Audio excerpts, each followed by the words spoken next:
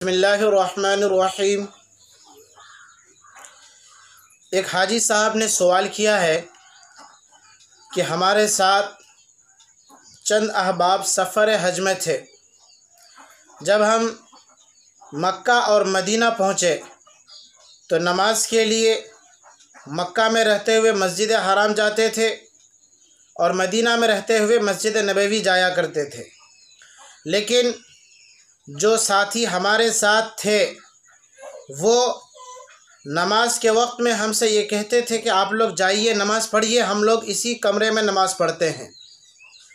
तो सवाल ये पूछा गया कि क्या उन लोगों का मक्का में रहते हुए मस्जिद हराम में ना जाकर के कमरे में नमाज़ पढ़ना और मदीने में रहते हुए मस्जिद नबवी में बाजमात नमाज अदा करने के बजाय कमरे ही में नमाज़ पढ़ लेना कैसा है। और एक दूसरा सवाल ये है कि आखिर इसका ज़िम्मेदार कौन है, गुनाह किस पर होगा। अज़ीज़ान मिल्लत, ये एक इंतहाई बदनसीबी की बात है कि लाखों रुपये खर्च करके हज के लिए लोग जाते हैं और ज़िंदगी भर की एक बड़ी और आखिरी ख्वाहिश होती है कि हम भी हज के लिए जाएं, मस्जिद नबवी जाएं, नबी के रोज़े की ज़ियारत करें और नमाज पंजगाना इमाम हरम के पीछे अदा करें। ये एक दिली ख्वाहिश होती है, हर मुसलमान की ख्वाहिश होती है। लेकिन ये इंतहाई बदनसीबी की बात है कि वहाँ जाने के बावजूद जमात के साथ नमाज न पढ़े। ये इंतहाई बदनसीबी की बात है।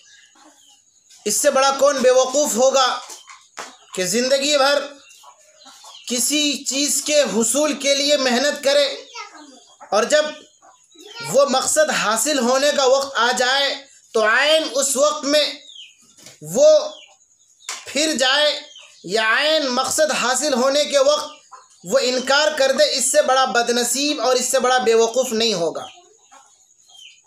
एक हल्के में ये बात मशहूर है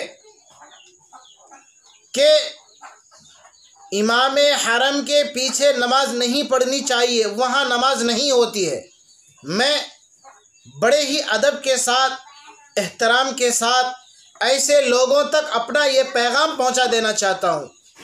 उनसे एक आजीज़ाना दरख्वास्त है और एक सवाल है, क्या आपके बकौल के मक्कतुल मुकर्रमा में जो इमाम है उसके पीछे नमाज नहीं होती तो इसका मतलब ये हुआ कि वो इमाम काफिर है, वो मुसलमान नहीं है, तभी तो उसके पीछे नमाज नहीं होती है। तो मेरा सवाल ये है कि क्या कोई इंसान ये बर्दाश्त कर सकता है कि अपने दुश्मन को अपने घर का रखवाला या अपने दुश्मन को अपने घर का निगरान मुकर्रर करे? ऐसा बिल्कुल नहीं हो सकता। तो ठीक इसी तरीके से अल्लाह रब्बुल इज़्ज़त क्या इस बात पर कादिर नहीं है, क्या अल्लाह को इतनी भी ताकत नहीं है कि आपके बकौल जो हजरात कहते हैं कि वहाँ पर जो इमाम है वो नऊज़ु बिल्लाह काफिर है, उसके पीछे नमाज नहीं होती, या वहाबी है या जो भी कहते हैं, जिसकी वजह से अपने मुतक़िदीन को, अपने चाहने वाले को और अपने मानने वालों को ये ताकीद की जाती है, ताकीद भी करते हैं कि वहाँ जाने के बाद इमाम हरम के पीछे नमाज नहीं पढ़नी है, या मस्जिद नबवी पहुँच करके मस्जिद नबवी में उस इमाम के पीछे नमाज नहीं पढ़नी है, बल्कि तने तनहा अलग किसी कमरे में या किसी कोने में जाकर के नमाज अदा कर ले।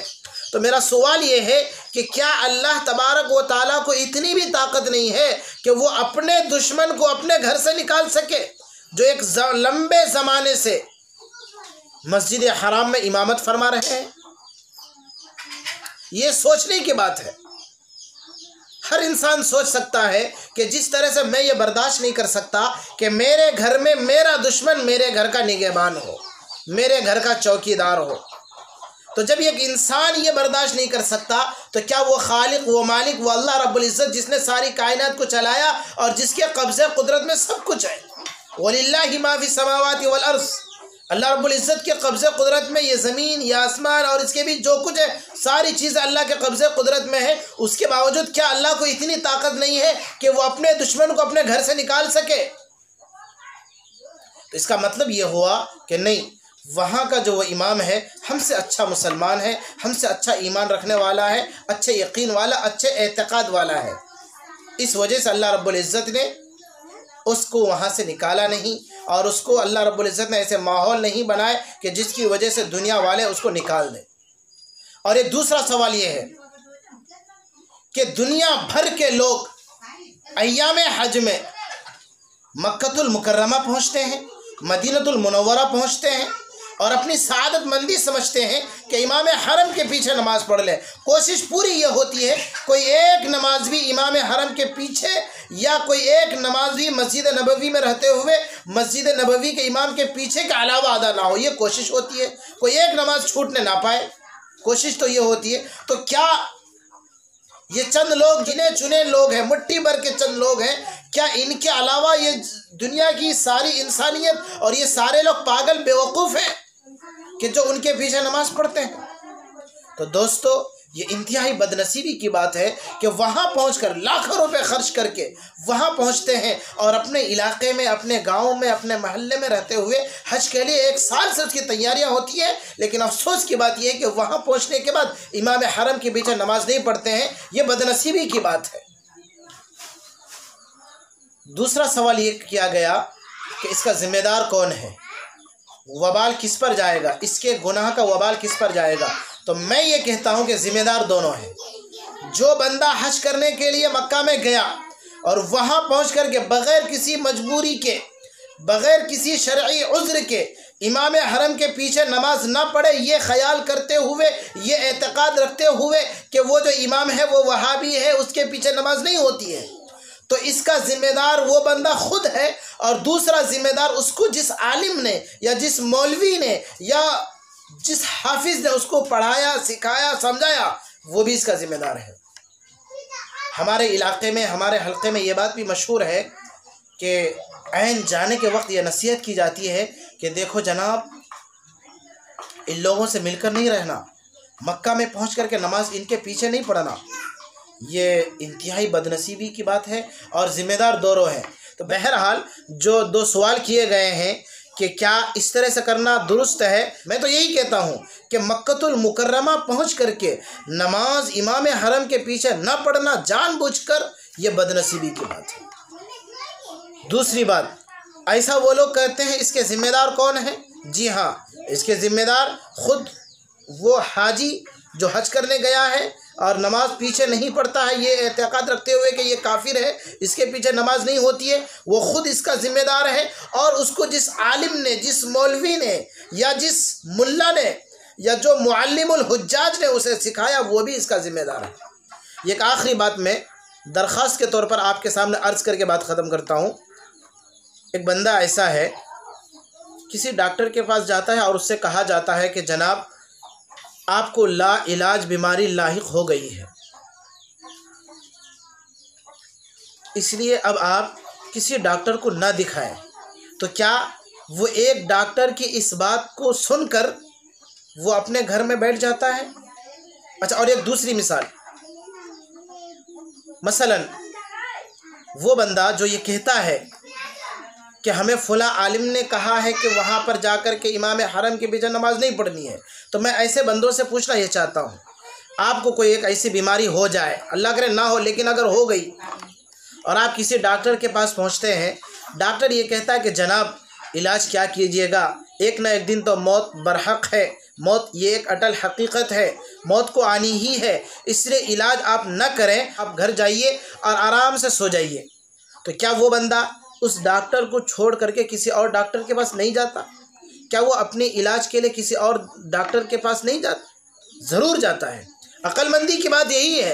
हत्ता कि अगर कोई डॉक्टर ये कह दे कि आपको लाइलाज बीमारी लायक हो गई है, उसके बावजूद वो बंदा उस डॉक्टर को छोड़कर और उसकी बात को तोड़कर दूसरे डॉक्टर के पास जाता है, इस उम्मीद के साथ कि शायद इस डॉक्टर के पास कोई बीमारी, शायद इस डॉक्टर के पास इसका कोई इलाज हो।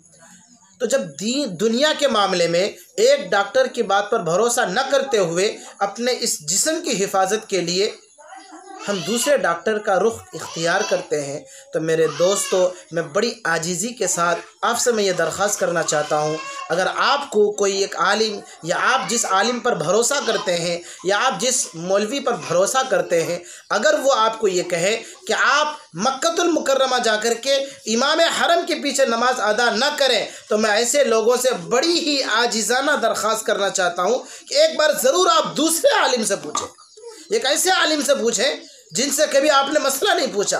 आप उनसे तहकीक करें कि साहब, हमारे जो वो आलिम साहब थे जिनसे मैंने अपने सारे राब्ते कायम किए हुए हैं और जिनसे मैंने अपने जितने मसाइल जो पेश आते हैं मैं उनसे सवाल करता हूं और उनसे जवाब मिलता है, लेकिन उन्होंने हज के मौके से और उन्होंने इस मसले के ताल्लुक़ से ये फरमाया है, हक़ क्या है, सच क्या, ज़रा आप बतलाएं।